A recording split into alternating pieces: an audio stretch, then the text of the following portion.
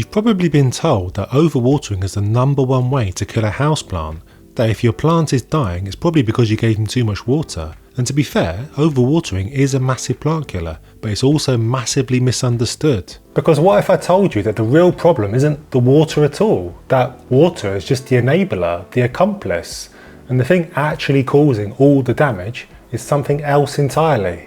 On top of that, what if I told you that the dreaded root rot, the thing that keeps us all up at night, can happen just as easily when you don't water your plant enough? Sounds bizarre, I know, but in this video I'm going to set the record straight. We're going to break down what overwatering really means, how it actually leads to root rot, and why the usual advice of just water less might be doing more harm than good. Let's get into it. Overwatering is probably the most overused and least understood word in plant care. You hear it all the time, don't you? That plant's dying, probably overwatered it. It's the go-to explanation for anything that goes wrong. Drooping, yellowing, browning, a leaf falling off slightly to the left.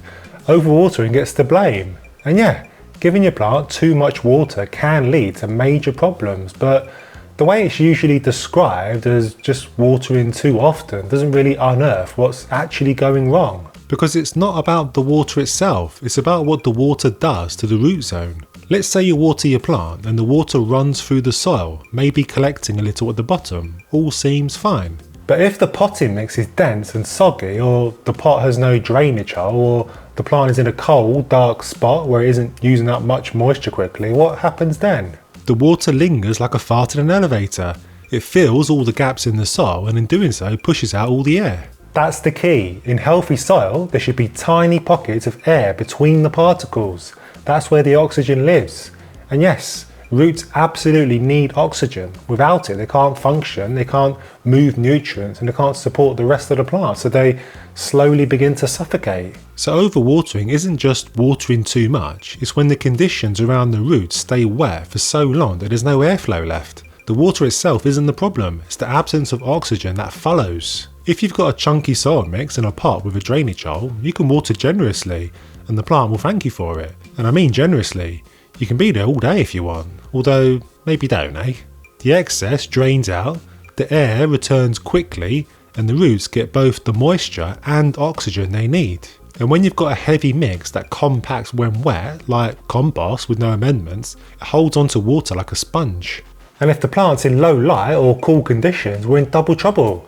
That moisture doesn't evaporate quickly, the pot stays heavy, the air can't get back in, and the roots sit in a stale, airless environment for days on end.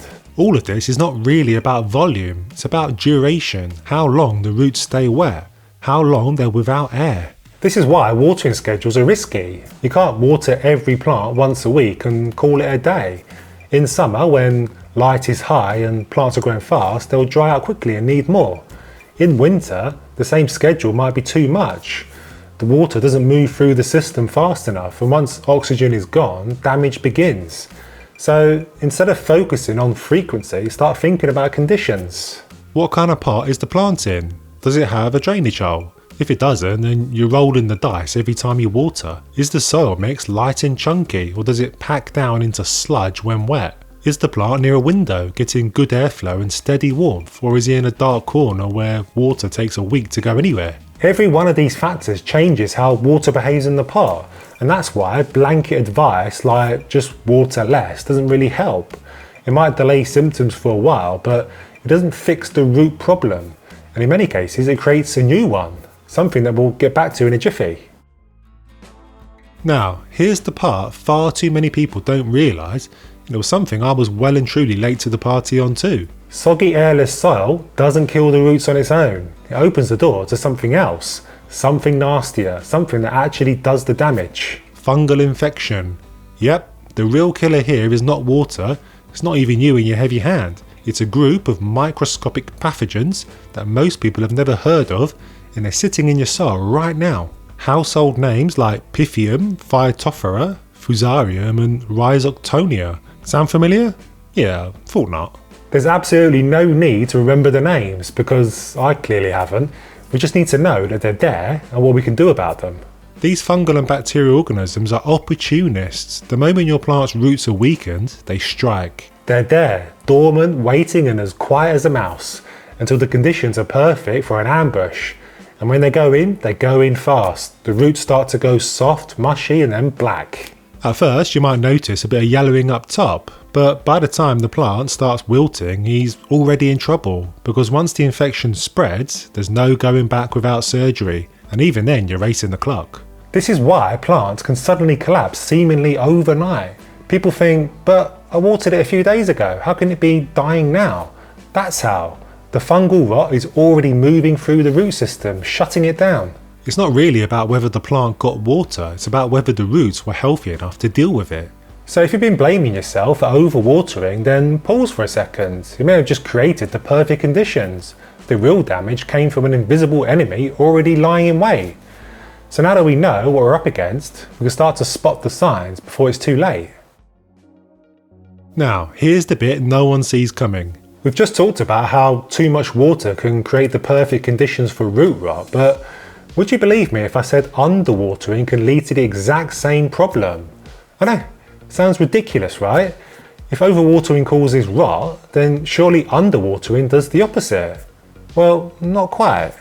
When soil dries out completely, it doesn't just lose moisture, it becomes kind of hydrophobic. Fancy term that just means instead of soaking up water when you finally do give it some, it actually repels it. The water pools on top or runs down the sides of the pot and straight out the bottom, giving the illusion that the plant has had a good drink, when really the roots are still bone dry. In this state, roots start to shrivel and die back, becoming brittle and dehydrated like little hollow straws, and they're no longer functioning properly. And when you finally notice and give the plant a deep soak, the roots suddenly find themselves sitting in a heavy, stagnant pool of water they're not strong enough to process. This cycle of dry and then flood and then dry again is incredibly stressful for the plant, and that stress opens the door for pathogens. Weak roots can't defend themselves, and the environment swings wildly from drought to swamp. It's the perfect storm. And it's why you should always check what's going on below the surface. Just because the top of the soil is dry doesn't mean the whole pot is. And just because water is coming out of the bottom doesn't mean that the roots are actually getting any. By this point you might be wondering, how do you actually know it's root rot? Well, the tricky thing here is that the symptoms of root rot look a lot like everything else. We're talking the usual suspects: yellowing leaves, drooping, slow growth, brown tips, leaf drop. It's a greatest hits album of plant problems and not exclusive to rot. So how do you tell the difference? If a plant suddenly starts declining after a recent watering, especially when conditions are cool, dark, or you've recently changed something like the pot or soil, then that's a red flag. If you're seeing yellowing across multiple leaves and not just the old ones at the bottom, and it's paired with limp, soft stems, you could be looking at root damage. The problem is, those same symptoms can also show up from underwatering or nutrient deficiency or over-fertilisation or even a dreaded pest invasion. So before you leap to root rot, take a step back. And here's a little checklist I run through. Have you changed the plant's position recently? Is he getting enough light? Is the soil drying out slowly or not at all? Have you recently fed him? Are there any signs of pests under the leaves? If the answer is yes to any of those, then root rot might not be the issue after all. This is especially important because treating for the wrong problem can make things worse. You might have assumed it's rot and let the soil dry out for weeks, but the plant was actually nutrient starved. Well, now he's dehydrated and hungry. The most common one is to assume he's been underwatered and to start soaking him more and more until you end up with more root carnage. The only way to be certain is to actually look at the roots. And this is my most common response to folks in the comments to my videos who are having problems with their plants. Healthy roots are firm and pale. They feel springy when you press them and don't smell like a stagnant pond. Rotting roots are the opposite. Black, mushy and smelling like rotten eggs. If you pull gently and the outer layer slides off, exposing a stringy core underneath, then that's rot. Mushy stems near the soil line are another clue. If you've unpotted your plant and found black mushy roots, then don't panic. Root rot is serious, but it's not always a death sentence. If you catch it early and act quickly, you've got a decent chance of saving the plant. Here's what to do.